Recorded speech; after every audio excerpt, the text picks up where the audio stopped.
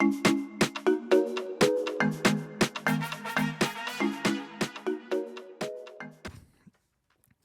right, guys. So welcome to Finding Balance Podcast. I'm your host, Dr. Adrian Mesa. So today we got a special guest, Diego Day. He's a man who's inspiring young men to just pursue risk, to chase failure, but failure for the results that it brings, which is moving forward, progression, and just living a better life. So what's up, Diego? Nah, I've never been introduced like that, but it's happy and refreshing to have someone that understands the psychology behind, ironically, the psychology behind everything I do. And the word risk plays a big part of that, because risk tends to be within uncomfortability, and uncomfortability for me is the biggest provider of growth to a man. So yeah, not diving into it too quickly, but it was a good introduction. No, that's really what I got from your content, right? I know at face value, a lot of it is the pursuit of women, right? And the pursuit of this, not necessarily the pickup line, but the approach. And how do I talk without having that fear? Because a lot of dudes are just scared, right? They're scared. They see a girl from across the way and they try to make eye contact maybe, but then they're avoidant at the end of the day. And it's up to us as men to be hunters, to approach, to pursue. And we've lost that. I don't know if it's because we're hiding behind the screen or if it's because of the keyboard that's in front of us. But we don't take that step to take that initiative and say, hey, you're beautiful. It's that simple, right? Right. There's a lot of things. There's a lot of things and a lot of reasoning behind it. But the screen is definitely one of them. When you're behind a screen, as you said, you're hiding, so you're completely comfortable. You're not actually putting yourself in a vulnerable situation ever, unless you're sending something crazy or putting something into the online world that you shouldn't. But generally, if you're messaging a girl with a message, hey, hi, how are you, whatever, you're not putting yourself in a vulnerable situation where you personally feel that rejection, that failure. And when you're doing that in person, you are. But guys are super scared of that. Instead of embracing it and understanding that that is the direction to growth, they will continue to hide in their comfort. It's all about comfort zones and where a man feels comfortable. And that's why now in this world we have a society of generally weak men, because we're all incredibly comfortable, because technology is designed to make our lives easier and comfortable. Now, there's two ways you can look at that. You can look at that in a way where using technology in your advantage so you can spend more of your time efficiently, or you can use that to say, technology can make my life very relaxing, very easy, and not challenging whatsoever. And more people have taken that route, unfortunately. Yeah. I guess let's rewind a little bit. Where did this begin for you? Where did this journey start where you wanted to start speaking to men and telling them, hey, pursue this? Where did that come from? Yeah. Luckily, I've always been an actionist. And it's the reason that I have the skill set that I have to this day. Because every time I've wanted to do something, I've just gone and done it. I haven't talked about it, again, ironically, on a podcast. And I've just done it. And that was the start of my social media journey, if you like, was just doing something that I knew I was good at. And I understood the power of social media because I work behind the scenes on social media. And I thought, what is there to lose from me putting this out into the world? I didn't even understand the extent of psychology behind talking to girls. I understood the extent of the psychology of putting yourself outside your comfort zone. But I just talked to girls over and over again. And then I thought, wow, this is crazy. Some guys started asking me, how do you do it? I went, how do I do it? Why do I do it? Wait a minute. There's a shit ton of psychology behind this. And guys are incredibly mentally weak. But the reason I started is because I'm an outgoing person. I like the camera, and 1 + 1 = 2. 100%. I'm going to take a quick second. If you want to follow him, a lot of people do this at the end of a podcast. I think it's necessary to do it at the beginning. People check out at Diego Day is your handle on Instagram. Any other handles you want to put out there? Nah, if you know me, you know me. I got you. My name is Dr. Adrian Mesa. My podcast is at Finding Balance Podcast. My practice is at AMP Mental Health, where we just try to bring mental health across the state of Florida, but eventually nationwide. That was my plug. I mean, it's needed more in Florida than anywhere. Oh, really? Why do you say that? Man, you're living in a completely fake society, so it's incredibly important. Incredibly important. Yeah, there's a lot of... unfortunately, Miami is kind of known for being superficial, for glitz, for glamour, for just being very showy. And it takes a little while to find people who are very real, vulnerable, transparent, and just showing showing you who they really are. People who are not just trying to pursue you for secondary gain, but really care about you as a human being. And it's just, that's the honest truth. Yeah, I feel like in places like this, there's always an ulterior motive in the back pocket. Whether that becomes lesser as you get to know someone, maybe. But are you ever going to have a real relationship with a person whose instantaneous intentions weren't great? I don't know. They say the biggest lead, and you'll know this more than me, they say the biggest lead to depression is a lack of purpose. Especially for a man, I think that would be up there. And in Miami, where everything's fake, you don't have a real life, purified purpose. I haven't lived there. I'm speaking as an outsider. I'm speaking as an illiterate in this sense. So So don't be offended out there, all my Miami people. I'm hoping you can open my eyes to it more as well. Yeah, I think it's just a matter of finding the right communities, right? I think you mentioned a lack of purpose, but I think it's a lack of connection, where a lot of people run into depression. People become isolated. Again,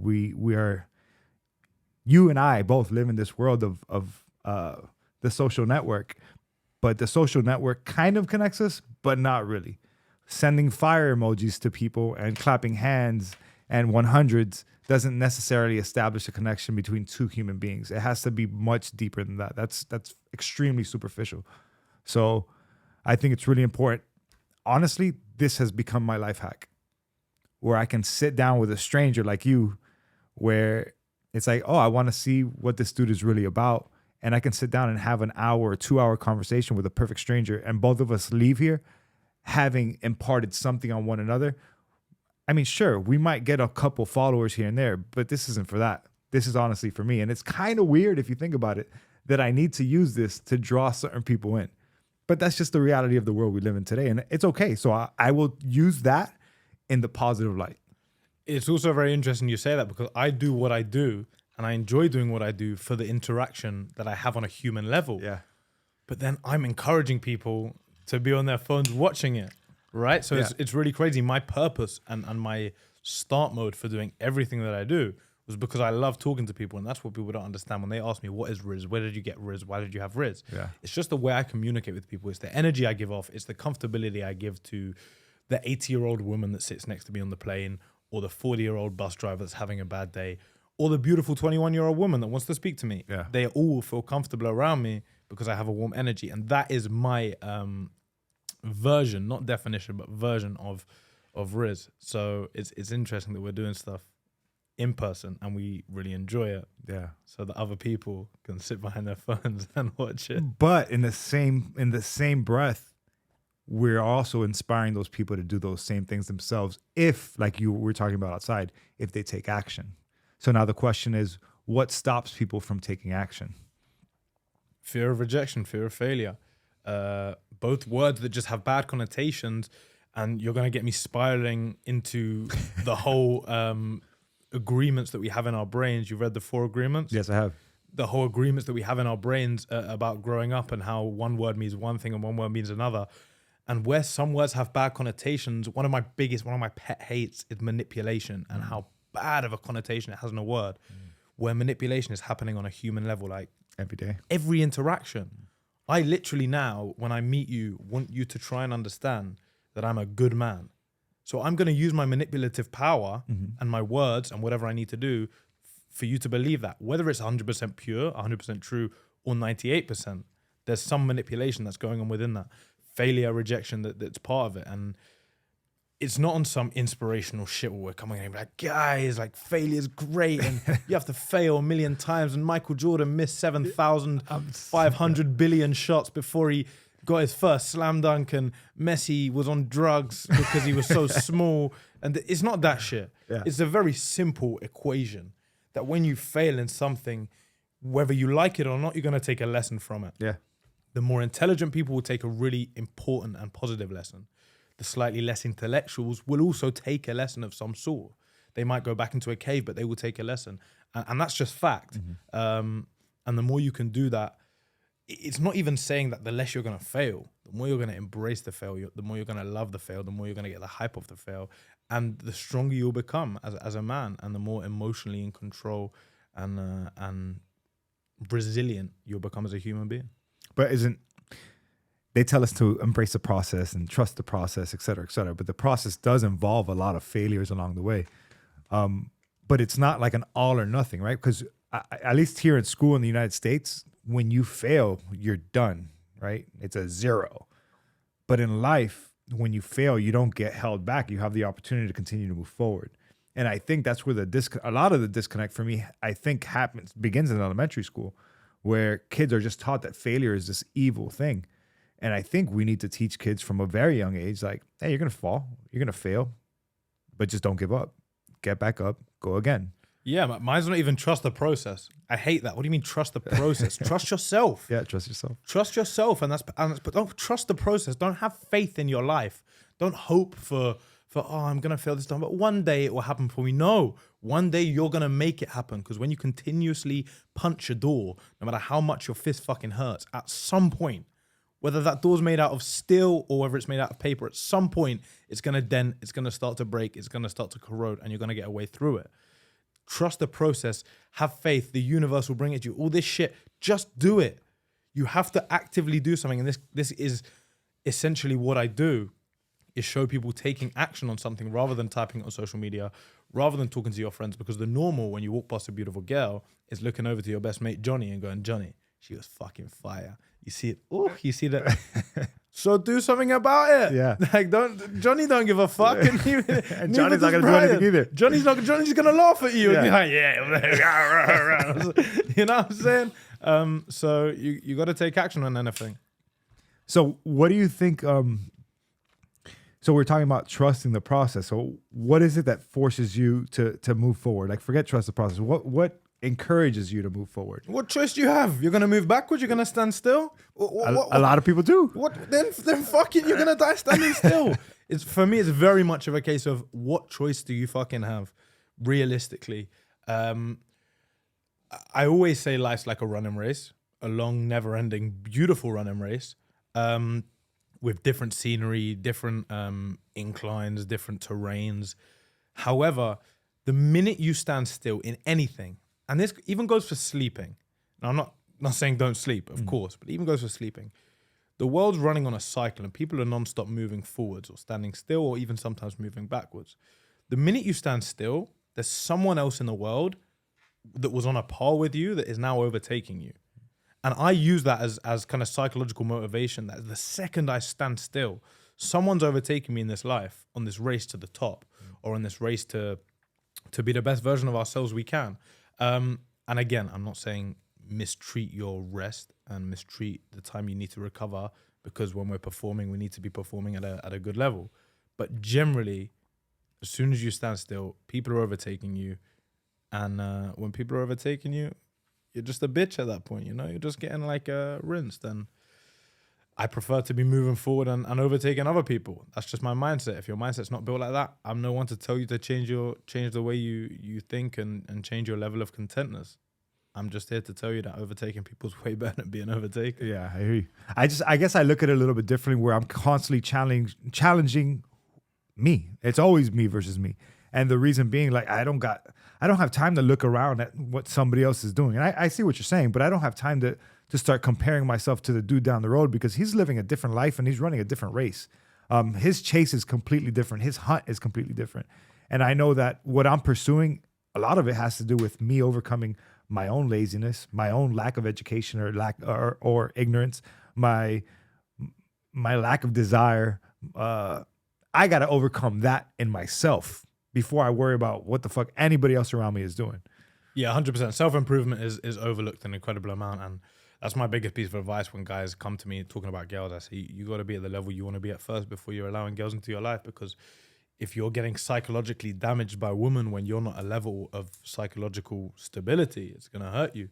So you bring a valid point. I guess it's the sportsman in me that is very competitive. Yeah. And I'm always also focusing and challenging myself. I have a rule that I become uncomfortable every single day at one point in some time. Sometimes I have to be more creative to find a way to put myself in uncomfortable positions. Sometimes I can do it a bit more easy. However, I like to push myself and make sure that everyone else knows knows who's the G. I got you. So talk to me a little bit about the Rizz, or quantum Rizzics, as you call it, quantum Rizzics 2.0. Tell me a little bit about this program that you have set up. I went through it on your website, and I just wanted to know a little bit more about it, because I saw it was mental, physical, psychological. Talk to me about it. Yeah, so you're a professor, I'm a professor. Yeah. We just profess in different things. Now we're preaching the same language, man. That's why I want to hear it from you.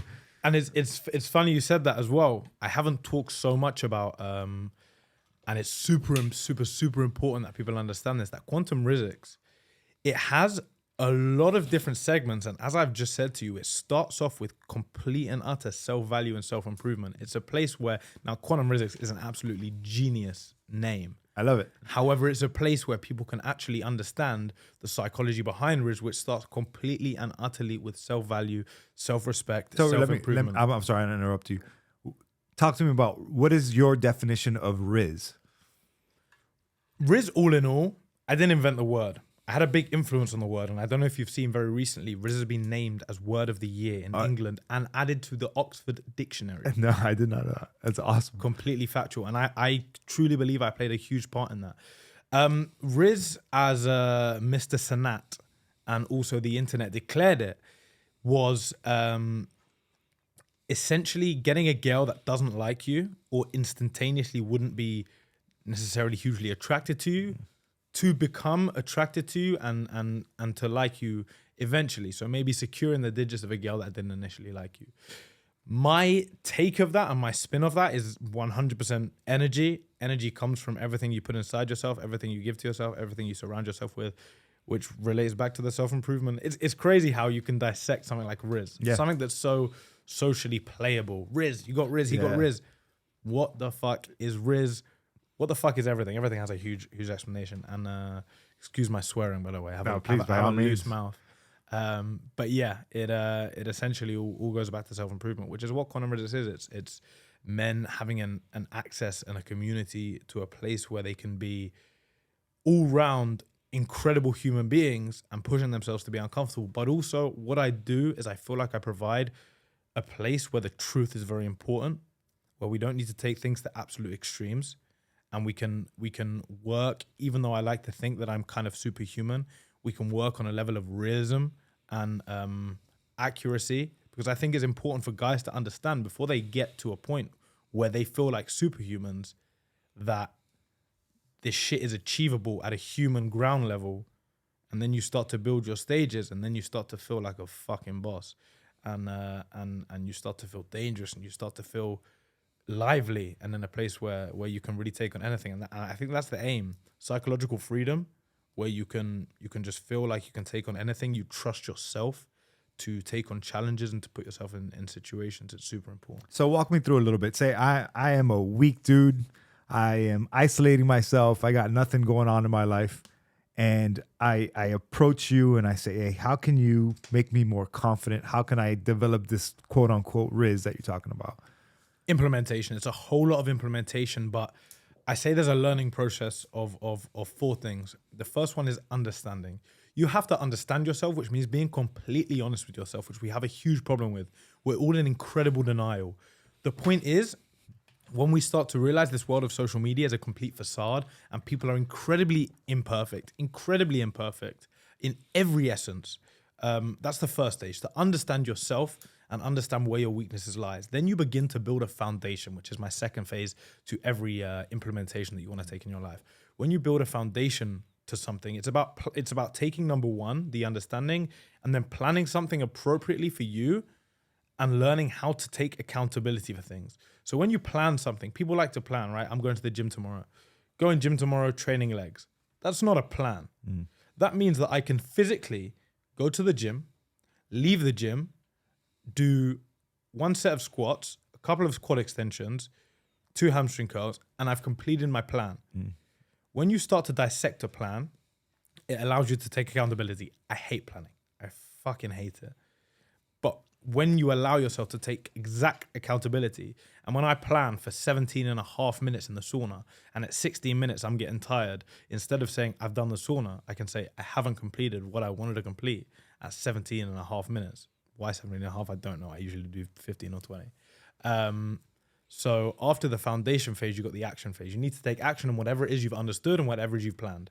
When you take action on something, you need to have a reaction to that, which is some kind of comprehensive understanding, conclusion, whatever it is to that. And also taking accountability. So important. Where you went wrong, where you failed, where you succeeded also, where you were strong, where you were weak, and where you can perform anything better. And then you go back to kind of the first stage where you understand during the reaction what went well, what went bad, where you are as a man. You plan again, you attack, and you just go from action, reaction, and grow yourself as a man. Yeah, I think one of the biggest things that I've learned from seeing patients for almost 10 years now, or more than 10 years actually, is the lack of insight that you mentioned. A lot of people have a lot of issues going on in their life in and around them, whether it's interpersonal conflicts, job loss, constant failures, just setback after setback. And they constantly blame the world around them for everything that has happened without taking any time to look in the mirror and say, wait, what was my responsibility in this failed relationship?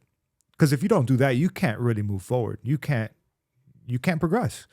So what are we doing? I guess what can you teach somebody about, I guess, taking accountability in your own actions and having some insight to look in the mirror and say, I fucked up. I need to just take accountability so I can move forward, so I can learn from it. I've got a short answer for you. Go for it. I please. never have a short answer. Very simple. No fucking excuses ever. Yeah. I have a rule in life, and it's a pretty crazy rule. I'd say like 95% of people can't fathom it, can't understand it. My rule is every single thing is your fault. Everything. If you have an old man that comes behind you in the street and he just punches you in the back of the head, no reason. You don't even see him coming. It's your fault. I'm a true believer. Every single thing you must take responsibility for. You have to, because you're in complete control of your life. And where we lay things off as excuses, you argue with someone. You even see people apologize. I'm sorry, but it's not an apology. 100% accountability, responsibility is the only way you will move forward and be an extremely strong and valuable man. Where we look for excuses so much is to give ourselves that kind of layoff, that happiness, the peace, the fake peace. But it's all lies. It's all fake. It's all a facade. I'll give you an example. I had my apartment robbed in Mexico the other week. I left early in the morning. My boy was sleeping in the other room, and they walked straight through the front door, took my stuff, left out. I came home, and the minute I got home and I found it, first of all, I was laughing within 30 seconds. I found it hilarious. Not a great problem. Condolences to anyone getting robbed out there. Not great. First of all, what the fuck am I going to do about it? Yeah. I'm going to go call the Mexican police and do what? Second of all, I failed to lock the door. I failed to put my laptop in a safe place. I failed to find my Mac on my MacBook. All these things that I failed to do before I'm looking at some guy called fucking Julio that took my shit. Mm-hmm. It's not his fault. It's completely and utterly my fault. I literally alley-ooped him to kill me. It's just an example I have. No excuses ever at all. Everything is on you. You have to take that accountability in your life. No, I love that. One of the main places that I see people not taking accountability is, and I'm sure your demographic is a little bit younger, because I'm talking about parents after they've gone through a divorce and now there's a struggle with the child in the middle, and they're constantly blaming one another for what's going on with the kid, or for what's going on in the relationship, but they never take a second to look at themselves and look inward. So it's funny to say every single thing is your fault, because I think if we did go into it thinking that way, a lot of people would say, wow, what can I resolve within myself before I place blame on the other person? And that would solve so fucking much, because suddenly you have two stable people within a marriage, and suddenly you don't have a fucking divorce, and suddenly you have people with real relationships. It's also the problem now. People with that aren't self-accountable, aren't responsible, and aren't okay with themselves are getting in relationships with someone else who has that same mindset. So it's just it's like driving a car without a steering wheel. It's not gonna happen. Yeah, it's going nowhere. I want to rewind for a second. I was in New York City this past week, and there was a Santa Claus on a Segway. And he approached us all of a sudden. He's like, oh, do you want to buy these Comedy Central tickets for this show? And I was like, oh, cool. Let me see the show. And then he was like, oh, but you got to buy them right now. And I was like, well, I'm not really ready to commit. I got 2 kids with me. I got my girl with me. Not something I really want right now. But can you do me a favor? Is there a good restaurant around here? And so he's like, oh, yeah, just over here, Hell's Kitchen, great restaurants. You should check out this place. He gave me like 2 or 3 suggestions. I was like, okay, cool. And then he goes on and he's like, oh, and if you want some great views for really cheap of New York City, take the New York City ferry. That's what the locals take. And you'll be able to get some good views. And I was like, oh, that's awesome. Thanks a lot, man. I'm going to head out. He said, wait. So the tickets, are you interested in buying? I said, look, I'm not going to buy them right now, but let me take a picture and I'll be able to maybe buy them later. And he's like, well, if you buy them later, then I'm not going to get commission for it. So I look at him and I say, well, I'm really sorry, man. I'm going to be on my way. I'm just going to go find something to eat. My boy's face just converted like if he wanted to fight. And he was like, you mean to tell me that I just took my time to give you this valid information and help you out, and you're not going to go ahead and help me? And I was like, what in the fuck is going on? I was like, I'm so sorry, bro. I'm sorry you feel that way, but yo, I'm gonna be on my way. And as I walked away, I realized, again, it goes back to somebody who was just being nice and contributing to me, but only because they wanted something else in return. This happens a lot to young men where they go to a bar and they see a girl and they're like, yeah, I'm gonna buy her. Let me buy you a drink, girl. And the girl says, thanks a lot, buddy. Goodbye. Have a nice evening. And they're on their way. And now these guys are butthurt and they're pissed off and they might even get into an altercation with the girl, because I've seen this before. So what can we do about that where people are constantly wanting something in return? Like, what do you have to say to that dude? Yeah, I mean, the drinking one specifically is a great point. I'll get onto that privately, but in general, in general, the situation is you have to be, as I say, you have to be completely okay with everything you do and expecting nothing from anyone else. It's the way we do it. It's a bit different, right? That guy's working a job that he probably doesn't want to work. Yeah. He's probably fed up with the resilience that he has to talk to loads of people. The truth of it is the best people, the people that will get the most business there, we're the people that are not even expecting business and just helping people out. Hi, how are you? How's your day going? What do you need? This? Go, take it back. You walk back now, in your head, you're like, fuck, I might just buy, like, she was so nice. She didn't even ask me. I might just buy the comedy tickets and not even go. Yeah. Right? So there's the psychology there. Energy at a pure level can be sensed. And I always say when you go to a girl expecting absolutely nothing and just being present and enjoying the interaction, you've got a much, much higher chance, because 1, it's going to change the way you approach it and your language and the pressure you put on yourself. And 2, it's going to make her feel more comfortable and you're going to enjoy the interaction. You've got much, much more chance of securing numbers, securing anything you want to secure. The bar's a funny one because I think on both parts it's wrong. I think as a girl, where you know the game, you shouldn't be accepting drinks of guys. If you're not willing to entertain them, they're not, like, Robin Hood didn't just step in the fucking club. Yeah, which is not, he didn't have some cape and a fox nose. Right? He wants to fuck you. Yeah. So you knowing that he wants to fuck you, not even he wants to date you, he wants to fuck you that same night. Just say, no, thank you, I'm okay. Or, as a man, I would never, ever buy a girl a drink in a bar. I try. It's very difficult because girl standards are so high and my standards for myself are so high. So I like to do nice things, but I try and minimalize what I'm doing on the first date in terms of spending, to make sure a woman's intentions are clear. It's different when you have a status because they know that status usually comes with money, etc., etc., etc. However, I lose 50% minimum, probably looking at more, of potential dates with girls by telling them we're going to go for a coffee. And I will get a reply a lot of the time, the same reply. Coffee? I don't do coffee dates. Like, what do you mean we can go for dinner or something? And my reply would be the same thing. You have a nice day. I think that's awesome advice for young guys, is the fact that you don't have to overspend on anyone on the first date, because the whole point of it is to interact and get to know one another. But I think women have also been like bamboozled into thinking that they need to be swept off their feet on this first day, when that's bullshit, right? That's all butterflies and like the honeymoon phase. You got to get to know somebody, interact on a human level, on a social level, get to know their interests, what their hobbies are, what their mentality is before I take you to Gecko, you know, like, Right. and drop $400 You on don't the even dinner. need to buy the coffee is just so you can have a warm place to sit. You That's don't even it. need to buy the coffee. I can sit here. I can have a conversation with you. I'm gonna show you something that I like on a daily routine of mine. I drink a lot of coffee. Second of all, you don't have to dress up in a crazy dress. I can see you in something that you'd normally wear on a normal day with two normal people having a normal interaction. And I have had all of my best dates on a coffee date. Some I've even gone and said, you know what? I'm hungry. Let's go get some food straight after. Because I'm so invested in this woman and she's so amazing. Thing with me is it's my intentions with coffee dates are slightly different. I want it short. I want it sweet, and I want it cheap. I want a cheap investment of my time.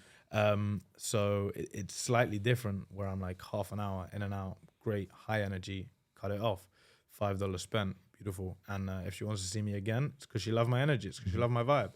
As I said, we can go to Paris for a first date. It's not going to let me or allow me to know that your intentions with me are serious. Yeah, society's going a long way. I wouldn't even necessarily blame it on girls and think they ask for too much or whatever. They're being trained to do it, just as broke guys will be taking girls to fancy restaurants because they think they have to keep up. So it's on both sides. Everyone's a bit muddled up right now. But isn't that very common in India where they spend like, I don't know how much of their life savings on their wedding day? You don't know that? Yeah. They spend a fortune on their wedding day to impress their partner. But then they're in debt for the rest of their lives. It makes no sense, right? They got 3 kids. They're like, you're going to have to wait for your Christmas presents. Mommy's got a ring on her finger. Yeah, she has a ring on her finger. We had a beautiful 7-day wedding that everybody partied and had a great time, and now we're in debt for the rest of our lives. Yeah. I mean, agreements, huh? Agreements. Marriage is one agreement that I think is completely overrated as of school. Yeah. Do you tap more into single dudes and how they approach women, or do you tap into also relationships? No, more single guys and how they're approaching and sorting their life. I think a guy in a relationship is generally a bit more trapped and less open-minded. I wouldn't call myself a dating coach. I don't. What would you call yourself? You set yourself up. I did. Yeah. I did. I'd call myself someone with a capability to open your eyes. I think everyone walks around an eye-opener. I am the eye-opener because everyone walks around. We're born with our eyes squinted. We're not born with our eyes open. We look like we have our eyes open, but we continuously walk around with our eyes squinted. And opening your eyes is a choice. I consider myself someone who has the ability and has the knowledge and has the power to change a man's life forever, and completely open his eyes to the realism of the world, which tells him not to prioritize saving money for a wedding and beginning that. The prioritizes not going and buying girls drinks at a bar when you don't need to, but prioritizes the man, how he holds himself, how he develops himself, how he works on himself, to be a protector, to be a provider, to be a good father, to be a good husband, to be someone who can hold an extremely strong purpose in his own life. How old are you, Diego?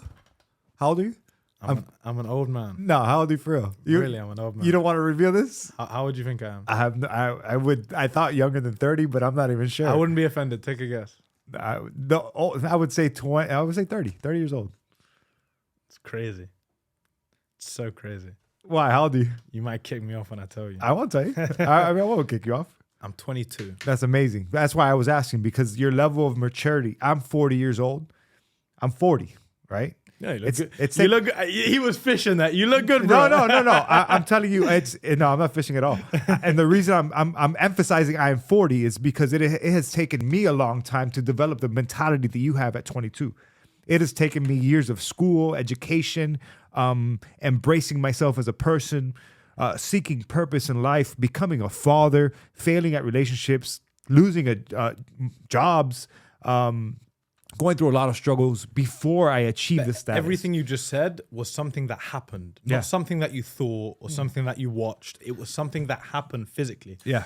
I'm in a super fortunate position. Now, I'll tell you why I'm fortunate, because I don't believe in much luck. I'm fortunate because I've had situations and opportunities to go through situations. Every time I've had the balls to put myself in them, but I've just had an extremely chaotic life for a 22-year-old. And through in the past 3 years, when I really opened my eyes to what was going on, very young, which I'm extremely happy about, I just thought every single thing I can possibly, every black hole I can put myself in, I'm going to dive straight in, head first, and not look back. And then I'm going to find a fucking way out of the black hole, because I know when I find it, when I get out, all that climbing, my shoulders are going to be like this. And then I'm going to find a different one, and I'm going to pull my way out of it. And now my biceps are going to be like this. And now ABC, and you're a strong man suddenly. You mentioned that you've been through a lot in your life. I looked online.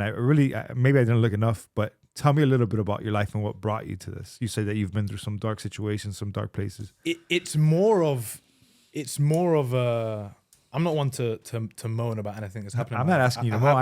I want to understand your life. I want to understand you and what brought you to this at the age of 22. Yeah, for sure. As I said, it's all because of the action, and maybe that was intuitive of me. Whoa, my mum would be proud of me using words like intuitive.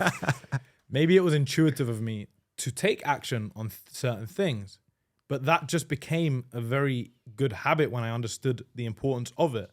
So when I say a chaotic life, it's very much been, if you saw the last 5 years of my life and what I've accomplished, bad and good, what I've failed in, what I've done, take it this way. 17, I was running my first business. I don't know if you know, it's maybe similar here. In London, 90% of kids, are coming out of school or university at 23. I haven't even touched it yet. I haven't even got to 23, and people are still in uni, addicted to cocaine and begging on the girl next door. Mm-hmm. By this time, I failed in numerous businesses. I've opened numerous businesses. I've learned so much about relationships. I've learned so much about the human body. I've had massive setbacks in terms of achieving what I want to achieve with I'm a very physically active person. I've had loads of injuries to stop me from doing it. I made every excuse under the sun to stop myself from getting better. The physio told me to do this, but it's not right, and this physio is lying to me, and blah, blah, blah, blah. I could have found a way to achieve it, but I wanted someone to write out a fucking baby steps on how to rehabilitate myself. So it's more the chaos rather than something dramatic happened in my life where I was stuck in a dark hole. As I said, most of the dark holes that I had in my life, I jumped in head first, knowing exactly what was going on in there, because I trusted myself to be able to run out of it. And the trust comes with the confidence, which comes with the taking action. When you build that confidence, I'm going to press you a little bit more, Diego. Diego, what do your parents do for a living? My parents, my dad's an IT manager. He works in IT. Okay. My mom is in and out of accountancy. She's an amazing woman. I have two beautiful and lucky and amazing parents who have an amazing balance and traditional relationship, which has provided a possibility for a very, very comfortable and good life for me, which I've chosen to turn upside down and turn extremely uncomfortable and chaotic. And so that's why I was going to ask you, because I've seen you jumping from city to city. So how are you able to sustain yourself? And I know that you have developed this quantum Rizz, and obviously you have a good social media following. But how are you able to continue to do this at 22? You're talking about financially? Yeah, financially, yeah. Oh no, that's all me. Yeah. There's never been daddy's money squeezing in ever. Ever. So I mean, through what I've done, I've created businesses and monetized everything I do and found a way to monetize it, which allows me to have the freedom to travel and put myself in more uncomfortable situations and be in weird places and live in places like Mexico where people can step into your house and take your laptop and iPad. So that's all on me. As I said, I had my first business when I was, I've been working since a lot younger. I've always been a hustler. I got that from my dad. I'm super grateful from that with my dad. He was like, you can save $1 here, save $1 here. Traditional. Yeah, I don't believe in that now. We've been opened to the fact that making more money is so much easier than saving money. Yeah. My dad was like, we can save $1 on this one. I'm going to get this one. We can make $1 here, make $1 here.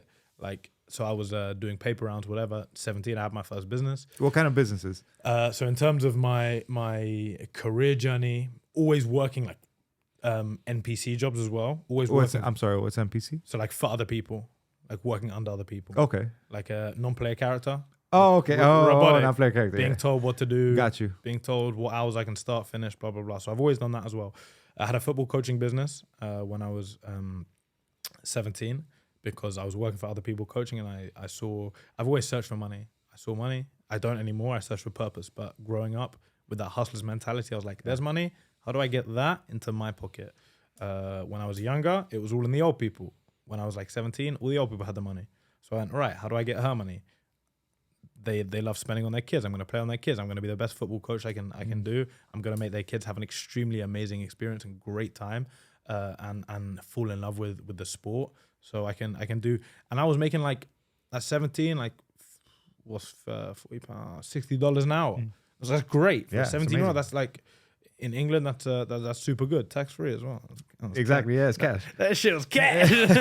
And the reason, let me tell you, I'm pressing you and I'm asking you because in the past 3 years, like I said, I opened my business, and now I've realized that I really enjoy. I stopped seeing patients 2 years ago because I just began to focus on the business, and I think my goal now is just I kind of have this goal of being a serial entrepreneur, and I want to jump into different sectors. Right? It's addictive. It's so cool to build a team around you, and to see something grow, and to develop marketing strategies, and to set up the operations, and people are like, oh, you're the CEO, you don't do nothing. This shit is on my mind all day, all night. I go to the beach, it's on my mind. I'm thinking about, how do I develop this? How do I make this better? How else can I market? How can I get more people in the door? How can I make the product even better? How can I make sure that my Google reviews are amazing, right? So these are all these things that I want to do. And so I'm asking you as a 22-year-old who's telling me you've had multiple businesses. So I'm like, shit, I got some work to do. This is my first one. Yeah, I mean, something that like Gary Vee says quite well is that you're never too old. That's my boy. I twist it a bit, and I'd say he's a little bit too relaxed, but his message is completely right. Like, you are never too old, but like get to it. Yeah. Oh, I see what you're saying. Yeah. So no, but he's very right. As I said, I did business the wrong way, but I was successful with it. And as I said before, I worked directly in social media. I was working behind the scenes in social media because I found out that there were big businesses that wanted to be online that didn't know how to do it, and they had a lot of money. And some business, I'm talking about hundreds of years old businesses that now saw the new shop next door that has a social media page and looks cool, and they've got a marketing budget of $1 million, and they just want to be on social media. I know 60-year-old men that have a property company. They're just like, I want to have an Instagram. Looks cool. You want $20,000 this month to make me an Instagram and do this? So I found that out very quickly, that there was a lot of people that just wanted to be cool on social media and relevant, because when these men have made so much money, they start to look for other things to excite them and to make them happy. So that's something I did after the coaching business. Again, always working a 9 to 5 until about 20 and a half years old, when I started to travel a bit more and I went full-time into the marketing stuff. And as soon as I went like full-time into the marketing stuff, because an 8-hour shift isn't enough for me, I always need like a 16-hour work day. I then went, right, so I need to start another side hustle on top of my original side hustle, which is now my full hustle. So that's when I started making videos online, and to the grace of God, now I have another full-time job and many other side hustles to come that I'm sure will take over, and hopefully, like you're saying, I don't have much experience as you do in that, building a team, but I'm sure it's as beautiful as you say. Yeah, it's pretty. Again, there's a lot of failures. There's a lot of people that you hire. What I've learned is hire fast, fire fast, and then somebody I learned actually in the gym, Delta. So dependability. What is it? Oh shit, I forgot. Dependability, energy, loyalty, teamwork, and attitude. And if they're missing any one of those, then they don't belong. I'm sorry. Education is the E, not energy. And it's true. And then hire fast, fire fast. I've had to hire people and let them go because I realized that they don't fit the culture. They don't really care about what they're doing or the patients that they're serving, or they don't care about what we're trying to do in here, the culture we're trying to build. So, but you can't do that with like love loss. You can't be angry at them, for not having the same passion that you have for your business. No. Actually, I'll tell you a quick story about. I hope George listens to this. George worked front desk. George did not have much patience for people, and he is the face of the company. When you call, he is the one who was answering the phone. I have a team of 3 people. Oh, what the fuck do you want now? So he often got into conflicts with people, but his conflict resolution was there, and his energy was a little bit different. And I pulled George aside a couple of times. His passion was meteorology. So after like the third time, I sat George in that conference room over there. I said, "Hey, George, man, I pulled out a letter basically saying, hey, I'm going to terminate you. I'm letting you go." And I said, "I'm not letting you go because you're not good. You're just not a good fit here." And I told him, I said, "You love meteorology, and I encourage you to pursue that because that is where your passion is." He would tell me about the angle of the sun and why that front room was heating up so much during a certain time of the year and be like, "Don't worry, next month this is going to be fine." And I'll be like, Okay, George. "Yeah, good job, George." But guess what? George right now today is living in Indiana, working the meteorology job that he wanted. So had I kept him here, all I was doing was holding him back from the thing he actually wanted to do. And he was unhappy here and he's happy where he's at now. But I let him go with love and compassion because when I let him go, he was sad, he was hurt. And he said, "Do I have to leave right now?" I said, "No, man, go. You could go talk to everybody. If you want, leave at the end of the day. You're good. We're good. And I care about you. And if you need anything, I'm here for you." So it was never like this thing where it was like, "I'm crushing you and get the hell out." It was more like, "You're an awesome guy. This is just not the right role for you. And I want you to go pursue that thing." And I think that's the way it is because when you're working with people, you got to look. Yeah, sure. Is George helping me with a means to an end? Yes. But I have to treat him like a human. Otherwise, I'm just a piece of shit who goes online talking about love and compassion for people and empowering people and hope and encouragement. And then I'm fucking crushing people here behind closed doors. That's bullshit. That's hypocrisy. And that's not what I'm about. So anyhow, that's my story with George. Shout out, George. Shout out to George in Indiana. So what has, you mentioned having multiple failures. What has been your biggest failure? As I said, everything happened just a bit younger, so I know how weird it sounds when I'm talking about stuff happening in my life and psychologically defeating me when I'm 17. Mm-hmm. I spent a lot of my time as a kid playing decent level football. Okay. Always surrounded by people who were better at football than me, but I had an incredible work ethic. And I was holding on to that dream of being that one guy that was never that hero story that was never that good at football. But I made it to the top level just through dedication. Because they say in sport, you need that natural talent. And I was like, I'm going to change the script. I worked so hard. My mindset was so strong in the competitive aspect. I lacked a lot in other aspects, but in the competitive aspect, emotional, I lacked. In the competitive aspect, for like a 16, 17-year-old, I was incredible. I was working silly hours. My mum would struggle to let me leave the house as early as I did. She'd be like, "It's dark, you can't go now." I'd take my bike. It was a bit too long. I'd take my bike and like make sure I got early on the bus where there was no one on there so I could take my bike on the bus because you're not allowed to do that in England. Get off at the station, ride to the school that I was going to studying at that also had the football program that I was on. Get to the gym. This is 16. It's not normal to be obsessive. Get to the gym for like 6 o'clock. So I'll be leaving the house at like 5. Before school, train, change, shower, do whatever I need to do before school. Go to school. Football training after school. Straight after football training, hit the gym. Another time, always twice a day when I was 16, 17, which now is obviously just crazy and stupid.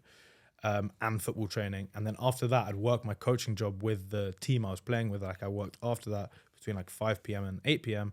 And then I'd get home at whatever time. I'd cycle to the bus, get the bus, or I'd cycle all the way home. So maybe 10 p.m. It's not normal for a 16-year-old kid to be leaving the house at 5 and getting in at 10. Mm-hmm. But I was so obsessed.